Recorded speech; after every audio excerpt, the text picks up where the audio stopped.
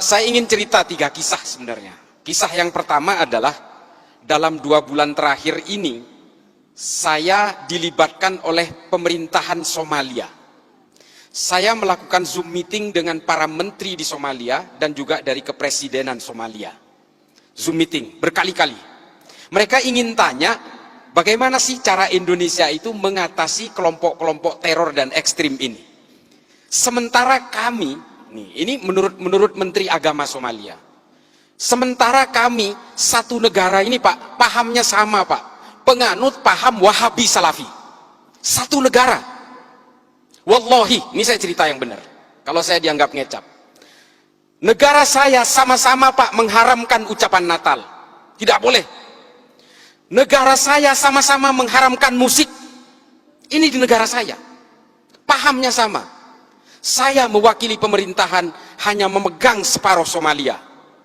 Pemberontaknya yang bernama Al-Shabaab juga punya keyakinan yang sama, memegang separuh lagi wilayah negara saya. Apa? Di mana? Kok mereka itu nggak pernah berhenti bertikai? Padahal fahamnya sama, manhajnya sama, ijtihadnya sama, alirannya sama, kitab-kitab tafsirnya sama. Irisannya di mana? Mereka saling mengkafirkan satu sama lain. Ini loh efek dari yang namanya paham al-wala wal-bara. Siapa pencetusnya? Ibnu Taimiyah. Bantah saya. Kalau yang mau bantah, baca dulu kitab-kitabnya Ibnu Taimiyah. Mengapa Ibnu Taimiyah menulis ini? Mengapa? Ini yang di Zoom, tolong perhatikan. Ibnu Taimiyah hidup pada masa keruntuhan Bani Abbasiyah dari serbuan bangsa Mongol tahun 1258. Dan ketika itu Ibnu Taimiyah hidup pada masa periode peperangan orang Eropa dengan orang Arab Islam untuk memperebutkan Yerusalem. Ini kuncinya. Makanya kalau kita baca semua kitab-kitab Ibnu Taimiyah itu betul-betul selalu menggugah keterpurukan politik Islam pada masanya. Makanya kalau di TV saya sering bilang gini adik-adik, kita ini semua bukan penganut agama sebenarnya. Kita ini adalah penganut tafsir-tafsir agama. Maka kita kemudian semua berbeda-beda. Sesama agama Islam pun tafsirnya berbeda-beda. Makanya kita ini adalah penganut tafsir-tafsir agama. Kalau kalian tanya saya, Islam ini agamanya apa? Islam. Ada pertanyaan lanjutan, NU apa Muhammadiyah? Sunni apa Syiah? Belum bicara manhaj, belum bicara ijtihad, belum bicara mazhab. Syafi'ikah, Malikikah, Hanafikah, Hambalikah? Ini tafsir-tafsir semua. Sesama Islam, sesama Syafi'i, sesama NU pun masih ada yang satu pengusung khilafah, yang satu bukan. Ini tafsir lagi. Ini loh. Makanya kemudian kita itu, saya sering sekali saya berbicara di media ini, janganlah kemudian kalian mengklaim kebenaran-kebenaran itu. Karena Allah itu betul-betul menekankan dengan cetak tebal dalam Al-Quran itu, bahwa saya menciptakan manusia ini dalam segala perbedaannya, baik bersuku-suku, berbangsa-bangsa, dengan tafsir-tafsirnya, beragama yang berbeda, dengan konsep lita'arofu. Ini loh, lita'arofu itu apa? Saling mengenallah kalian, berinteraksilah kalian dengan segala perbedaannya. Perbedaan ini sunnatullah. Adik yang tidak pakai hijab, Islam. Hah? Hindu, saya tahu dia Hindu, nggak pakai hijab karena dia itu lahir dari orang tua beragama Hindu. Yang di depannya kan pakai hijab karena lahir dari orang tua beragama Islam. Ini takdir-takdir kelahiran dan keimanan itu tidak bisa dipisah begitu saja, Dek. Lalu kalau kalian merasa paling benar, mengklaim paling kebenaran itu ada di pihak saya, kalian akan belajar tentang kebencian dan perbedaan itu dan kalian melawan sunatullah. Ini loh yang kita ingin gugah hari ini, kenapa saya harus datang ke sini. Dan semua klaim-klaim kebenaran, hegemoni-hegemoni kebenaran itu kemudian datang berlipat-lipat, berlapis-lapis dengan kepentingan-kepentingan politik. Makanya kemudian ajaran-ajaran Ibnu Taimiyah itu diimplementasikan dalam gerakan-gerakan kemerdekaan Saudi dari cengkraman kekaisaran Ottoman pada zamannya. Lalu kemudian keterpurukan politik Islam di Mesir dijadikan juga sebagai acuan-acuan oleh Said Qutb dalam Jahiliyatul Qarnil dari Fi Dhilalil Quran dan juga Malim fil Thariq. Dari situ kemudian berkembang, ditulis oleh Muhammad Qutb dengan Jahiliyatul Qarnin Isrin. Ditulis ulang oleh Al-Qaradawi, Ayman Al-Zawahiri, diimplementasikan oleh Osama bin Laden, oleh Abu Bakar Naji dalam Idarat At-Tawahus, kemudian semua bergulung-gulung dengan kebencian-kebencian dan brutalitas. Itulah yang menciptakan teror itu. Lalu ada pertanyaan, Pak, Wahabi Salafi itu kan tidak mengajari kita tentang kekerasan. Iya dek, memang iya. Memang iya, di situ tidak mengajarkan kekerasan, tapi lihat produk akhirnya. Yang ditahan oleh Densus hari ini sama usul fikihnya dengan orang-orang yang diyakini dari Wahabi Salafi itu. Kalau kalian mengharamkan musik, teroris yang dipenjara hari ini juga mengharamkan musik. Nih, kalau kalian mau tahu, yang kalian haramkan pajak dan perbankan dan sebagainya itu, teroris yang ditangkap Densus juga pemahamannya sama. Pemahaman fikihnya sama. Ini loh, kalau kalian itu sekarang tidak mau menyanyikan lagu Indonesia Raya, hormat bendera dan sebagainya, mengharamkan wayang dan sebagainya, itu loh, teroris yang dipenjara itu juga sama. Ini kisah yang pertama tentang Somalia. Somalia hari ini tidak berhasil menenteramkan rakyatnya karena saling mengkafirkan satu sama lain dengan tafsir-tafsir agama yang sama. Apakah kemudian kita mau menyimplifikasi gerakan-gerakan seperti ini? Ada disclaimer, oh itu kan tergantung orangnya. Iya. Yang namanya Al-Shabaab, ini saya kasih tahu, yang namanya Al-Shabaab itu berasal dari 32 orang yang aktif dalam kajian Islam di dalam ketentaraan Somalia. Namanya Kajian Islam Al-Ittihad Al-Islamiyah. Nama pemimpinnya siapa? Kolonel Muhammad Hasan. Setelah dia berkembang di dalam pengajian itu, jumlahnya makin banyak, lalu dia merekrut penjahat-penjahat jalanan dan bajak laut di Somalia. Sehingga entitas mereka membesar, lalu dia mengambil senjata di gudang-gudang senjata di barak-barak mereka, lalu mereka berdiri menjadi kekuatan besar yang namanya Al-Shabaab. Dan mereka sulit dikendalikan hari ini. Mereka berkembang ke Somaliland, Tanzania, Eritrea, dan ke negara-negara tanduk Afrika. Atas nama apa? Atas nama agama. Apakah agama ini memang diciptakan untuk saling membenci? Apakah agama ini memang diciptakan untuk saling mengkafirkan? Fungsi agama adalah menertibkan manusia. Kalau kemudian ada orang yang dengan memeluk agama, memeluk keyakinan agama, tiba-tiba dia tidak merasa tentram, gelisah dengan keimanan orang lain, ingin mengkafir-kafirkan orang lain, bukan salah agamanya, Dek, salah tafsirnya. Makanya saya bilang kita ini adalah penganut tafsir-tafsir agama. Lalu apa sikap kita kalau kita ingin dikatakan orang yang beragama? Jangan karena beragama membenci orang lain, mengkafir-kafirkan orang lain, lalu kemudian orang lain jika berbeda dengan kalian dinerakakan, setelah kalian merasa sudah tidak punya dosa, lalu sibuk menghitung dosa orang lain. Ini artis hijrah tuh, kelakuannya tuh.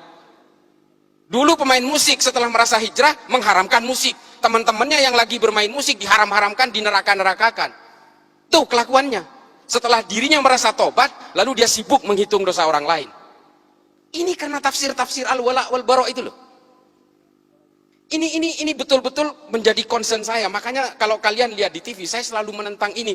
Ayolah bawa agama Islam ini, termasuk agama-agama lain ini, tolong bawa deh ke dalam arah kedamaian, anti kebencian, anti kekerasan. Itu baru beragama namanya.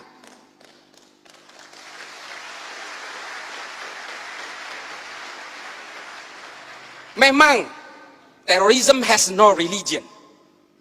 Terorisme tidak ada agamanya.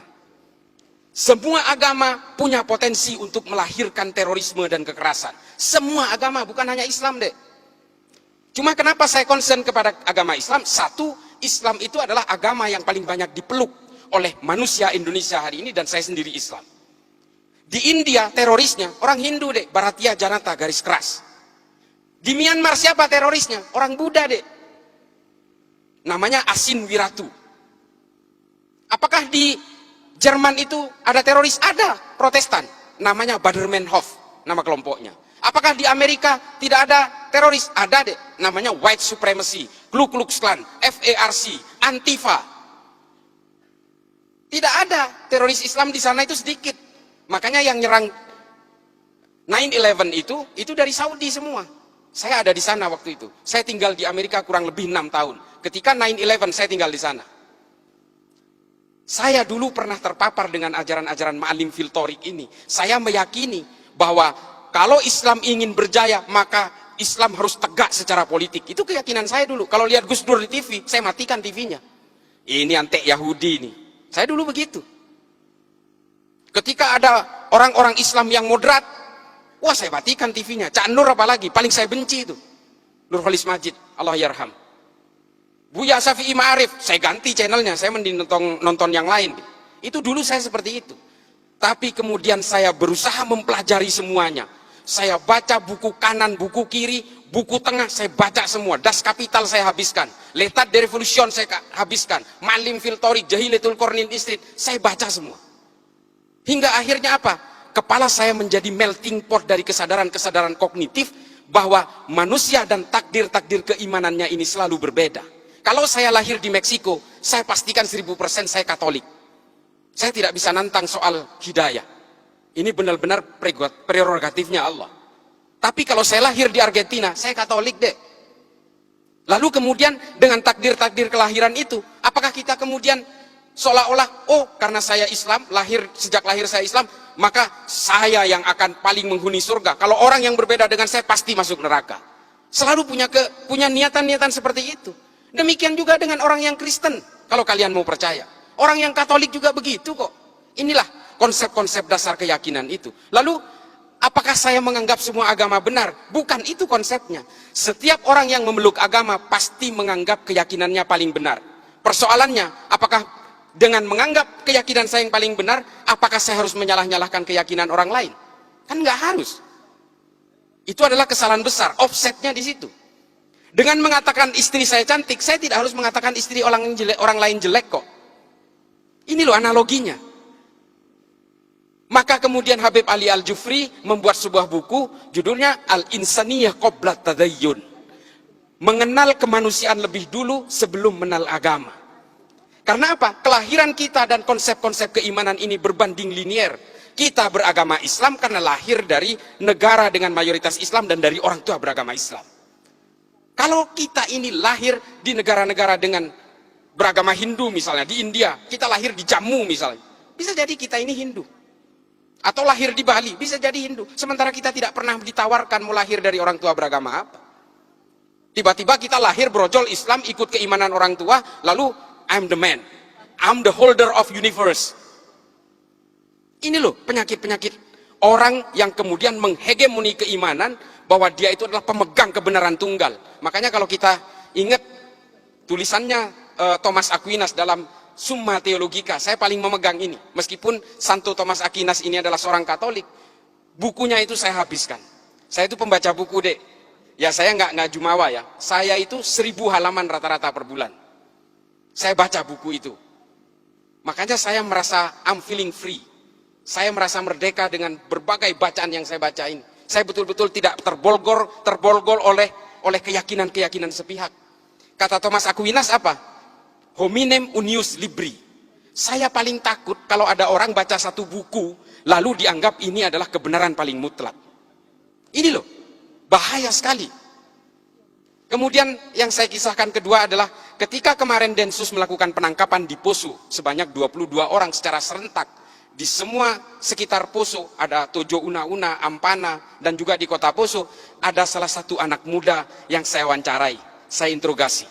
Umurnya belum genap 17 tahun.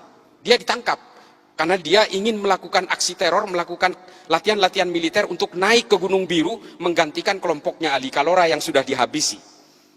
Nah, dari hasil interogasi itu adalah, dia ini siswa SMA 1 Poso. Akademisnya bagus, nilainya bagus, punya kecerdasan. Lalu dia keluar dari sekolah itu, dia berhenti. Karena apa? Dia mendapatkan pemahaman bahwa sekolah ini dibangun oleh negara Togut dengan biaya-biaya dari uang riba. Coba. Ini semua adalah negara riba karena ada kelindan perbankan di sini. Coba bayangin tuh.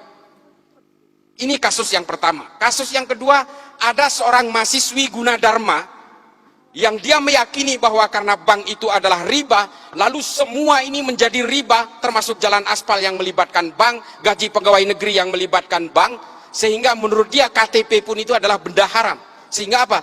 Dia merasa mengalami keterjepitan sosial, lalu dia nyerbu ke Mabes Polri, bawa airsoft gun, dia bunuh diri di situ, minta ditembak. Namanya Zakiyah Aini, tahun 2020. Temuan-temuan seperti ini kemudian saya mengambil kesimpulan adalah bahwa paham-paham yang seperti ini pada akhirnya memberikan kita kepada dua pilihan. Either kita menjadi orang munafik atau menjadi kita manusia-manusia yang sempit.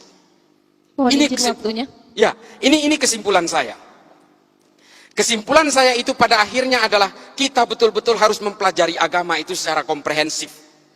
Kalau kita mengharamkan bank, jangan naik pesawat, siapapun. Tidak ada maskapai penerbangan yang membeli lunas pesawat itu. Semuanya nyicil, pakai bunga dek. Jangan naik haji, naik pesawat. Jalan kaki aja.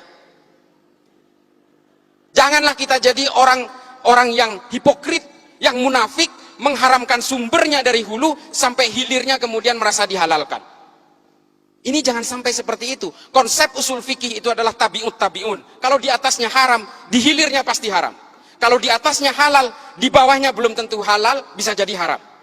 Legen, tua, cuka. Halal, haram, halal. Tapi kalau di atasnya haram, ke bawahnya haram semua.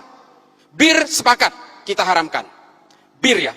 Kalau kalian jadi tukang parkir di pabrik bir, haram juga penghasilannya. Itu loh konsep usul fikih.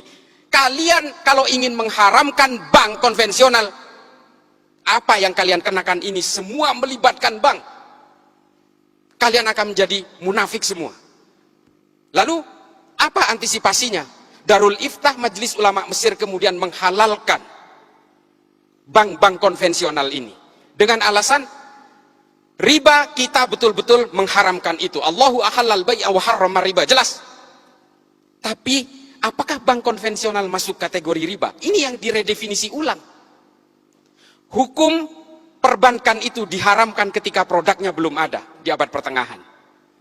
Ini loh yang perlu redefinisi itu. Yang terakhir, maaf. Yang terakhir adalah, pada intinya adalah apapun keyakinan kalian, tafsir kalian, agama kalian, satu kuncinya. Ini yang disebut dengan moderasi beragama. Kalau kalian meyakini bahwa Tuhan itu satu, yang Islam nih, yang Islam. Kalau kalian betul-betul meyakini kul huwallahu ahad, kalian betul-betul menganggap bahwa Islam itu adalah monoteism, termasuk yang beragama lain, maka kita juga harus meyakini bahwa manusia dimanapun dengan agama yang berbeda-beda, dengan Kristen, dengan Hindu dan Buddha, itu pasti diciptakan oleh Tuhan yang sama.